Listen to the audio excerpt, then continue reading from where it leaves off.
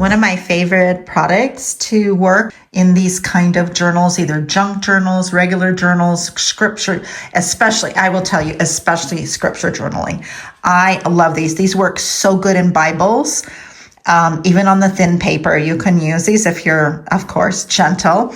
But Gelatos by Faber-Castell, oh my gosh, the link is below. You can get them on Amazon.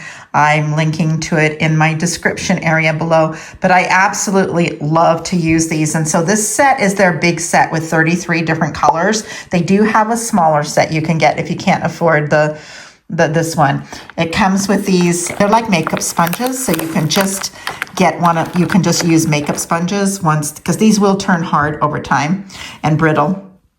And then it also has a brush that you can use, and you can use some water on it to move it around a little bit. I typically don't, because I use these mostly in my scripture journaling, but I'm gonna use it in this glue book here. The other thing is that, and I know that most people, a lot of people that I see, creatives on YouTube, they'll use glue sticks to glue in. I find that glue sticks don't work so well because they come undone over time, like they lose their gluiness. I don't like to use the white glue because it smears out and it's harder to get off of the paper. I also don't like it for the lumps that it can leave. And that way, if I use that, then I'm always got to have my little, squeegee thing.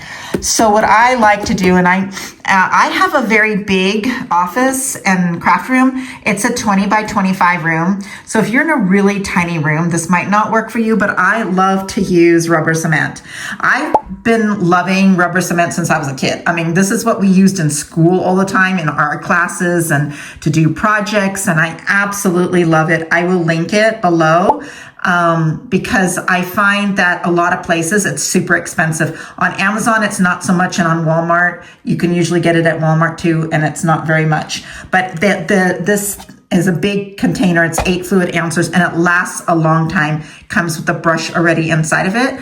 And I really, really like it. I don't notice the smell because I have, like I said, I'm in a very well ventilated area. But what I like about it is if it does come out, you just take your finger. I don't think there's any right there. I think I got it all off. And it just rubs off like little, I don't know, it turns into like little pieces of rubber that you just rub off and you wipe it away from your page. So that's what I love about it. And it lays super, super flat. So I'll link both of those in the description below, so you can check those out if you'd like to. Like and subscribe. Please like this video and subscribe to my channel so you can learn more about all the crafting, journaling, crafting, making products, and everything along my journey that we're going to be learning. So a lot of these things, now this is a project that I do know how to do, but I am going to start a lot of different things like candle making and other things that I don't know how to do. So you can just laugh at me when I make all my mistakes. I'll see you on the next video.